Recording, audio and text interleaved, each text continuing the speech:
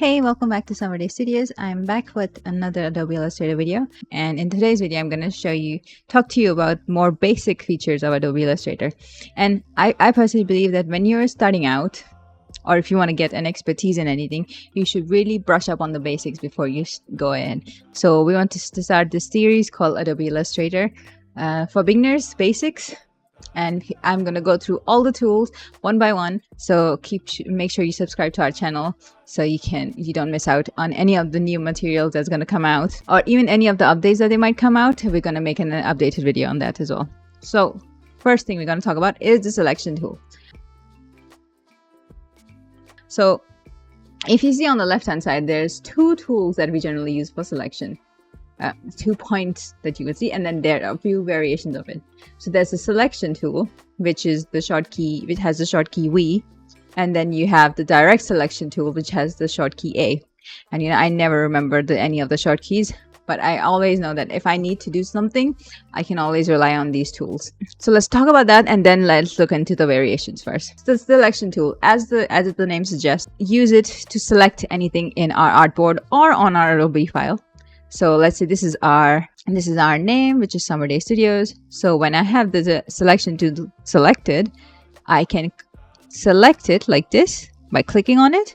Or if you want to select multiple things, just making this board around it, which you can make by pressing down the left mouse key and dragging it on your Adobe screen. So now you have selected it. Now once you drag it around, you can move it as you like. You can also, once it's selected, use your keyboard to move it around a bit by increments if you would like to. There's increments of 10 pixels when you press shift. There's increment of 1 pixels when you just use the arrow keys. That's the first tool. The second tool that we're going to look into is direct selection tool. Now the direct selection tool, as soon as you select it, you can easily see that it has shown all the anchor points that we have on our logo. So anything that gives it a shape. So all these anchor points, which we will use eventually when we are making different shapes, when we are making different logos, when we are making different illustrations. These shapes really help you manipulate any of your design work. So let's get closer to this. Click on this button, and if you move it just like that, you can easily alter what your S looks like. A very simple way to use the direct selection tool. Another way you can use the direct selection tool is when you click on it and you get closer to edges, you will see these circles at these very pointed edges. So these circles only appear when you have selected the direct selection tool. And what you can do is, if you click on it, or if you just hover your mouse button on it, you can see this curve tool. So if you click on it and drag it, you can change the curvature of your S, just like that. I'm going to undo that. But if you want a bit more precise curvature, you can double click on this point and you will have this corner toolbar appear. Now you can see there are 3 types of corner toolbars that you can use if you double click on this point. So there's the rounded one, there's the inverted rounded one, and there's the chamfer one. So let's try this. Let's increase the radius by, let's say 5, and I'll change the two different corners, so you can get a different kind of feel from all of these different corner types. I'm going to go back to the round. That's one way that you can do that. Another way that you can use the direct selection tool is by selecting your point just like that, and then double clicking on this option again. Double click, double right click. And now you have more freedom on how much do you want to use it for. So let's say if I'm going to keep this selected, and then I'm going to use my mouse scroll to alter it. So you'll see it just move. It's moving in a different direction because it's way ahead. Let me just move it back. So let's move it back to 0. And you make sure you have the preview on so you can actually see what's happening in real time. So now I'm going to select it again and move my scroll button. You can also type out the pixels that you want to move, but this is like a very easier way to do this. I think you can use if you don't have your mouse connected to your computer or your laptop, you can use the arrow keys to the up and down arrow keys to change it one by one. If you use shift, you can have a 10 pixel variation option. But if I use scroll, I can just scroll to see what it will look like. Even same for the vertical tool. just like that. Okay, perfect. That's a very basic way of how you can use the direct selection tool. Now let's look into the variations. Now this is a group selection tool. Let's look at a different thing here. So groups, this is one of our illustrations that we have made before. So a group selection tool will help you select things from a certain group. So let me show you. If you want to select this without going into the group, next you would have to double click to get inside that group. So now you can select every part of this group. But now you've noticed that they're all grouped as well. So if I want to click this blue part of this orange, I have to double click again and have to double click again, because they're all grouped one by one. So it's like peeling a layer of an onion to get to the bottommost layer. So now if I press escape, I can exit this group. And by selecting the group selection tool, I can simply just go here and just select that. So now I have bypassed the whole onion layer and was able to select my the last thing in that group without any issue. So now, but what if you wanted to select more? So now that it's selected, now what if I click it again? Oh, now you see it's like clicking on the different layers of the onion, but now from the opposite way. So let's say how we were peeling the onion before. Now we are looking at the onion from inside and then going out of it. Click again, you select the whole orange. Now let's click again. Now we have selected everything. So that was the last layer. So that's another way that you can make your life a lot more easier. Now let's see the last variation, which is the lasso tool. With the lasso tool, let's say if I want to select all these blue parts, but only want to select these many, I don't want to select these two, I can grab the lasso tool and just move it like this. Draw it in a circle around it. And now you will see that it only has selected those points, and now it's moving it around. It makes it look trippy. But it is very useful, especially if you want to alter only some parts of like a design. So let's go for an easier example. Lasso tool for the strawberry, but I only want to select these 3 points, the top 3 points. So I'm going to draw around it and then go back to the selection tool.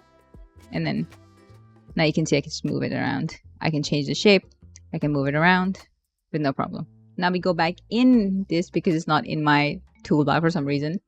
But you have the magic wand tool now. The magic wand tool, in a way, so the magic wand tool is pretty much a tool that you could use to select objects with similar appearances. So let's say we want to select something which is the fill color, which has this fill color same as this petal. I'm going to click on the petal, and now it's going to select anything that it thinks has similar or same color.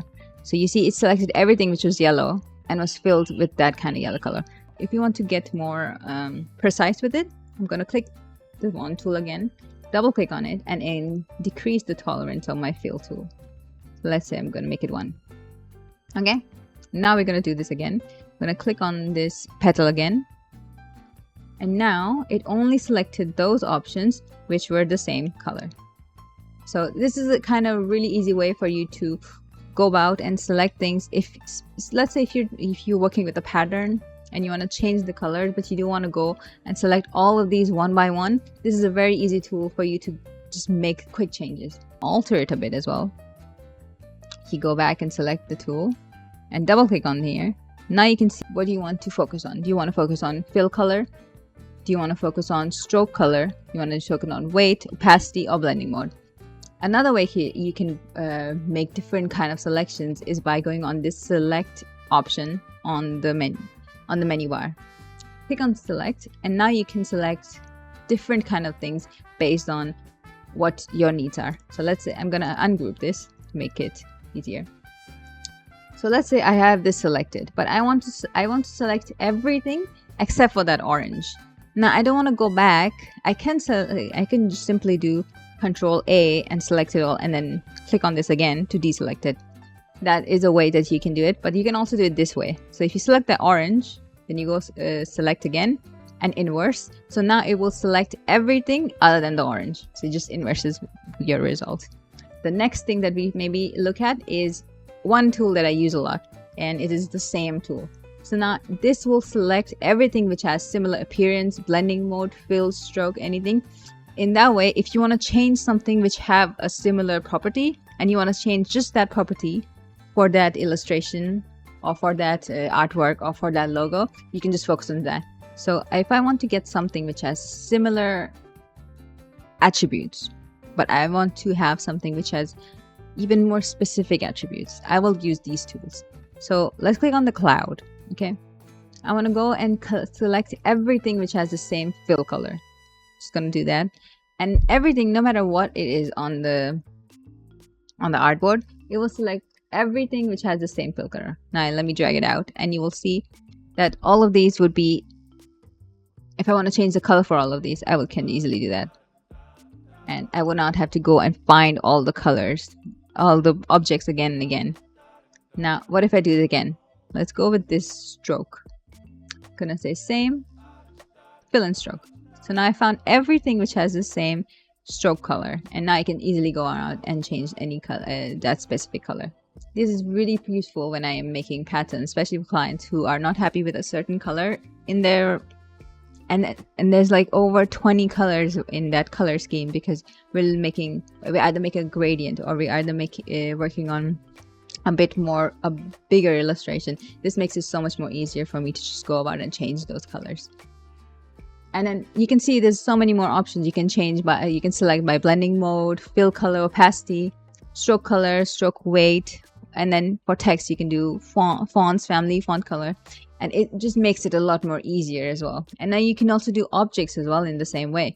You can select by brush stroke or bristle stroke. So let's say if I select by brush stroke, it will select anything which was made by my brush tool when I like to draw using the brush tool.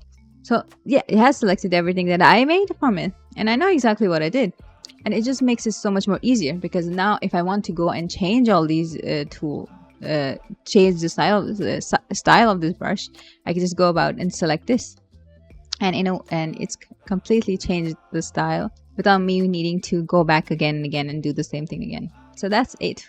Okay, I know it might look like a lot, but it's really not. And once you start using it, you don't have to use all of these tools. You can just use them as and per your needs. But it's always good to know that these tools are available if you want to use it. Like for example, I never use the magic wand tool. I don't really like it. It's not 100% accurate. So if I want to select something with the same color, I would just go to the same menu and then do it by that. And I just find it easier. But you might find the same thing easier using the wand tool. So it's just about preferences and how you like to work. But there's no right or wrong way. That's why there's multiple tools and multiple people who work in the same field and different style and different ways of what's working together. So this was like a brief overview of the selection and direct selection tool and selection tool in general. So if you like this video, please do let us know down in the comments below. And if you're confused about anything, please do let me know, and I will clarify that by making a new video or replying to you in the comments. You can also email us and the email is down below. You can check our website out. We are a design agency, so we do a lot of the things that we show you on our YouTube channel. So if you need anything done, whether it's branding, illustration, packaging, or from the 3D side, you need 3D modeling, renders, anything like that, animations, please do feel free to email us. We're always happy to help and work with you. So let us know, and hope you have a great day. Thank you so much. Bye.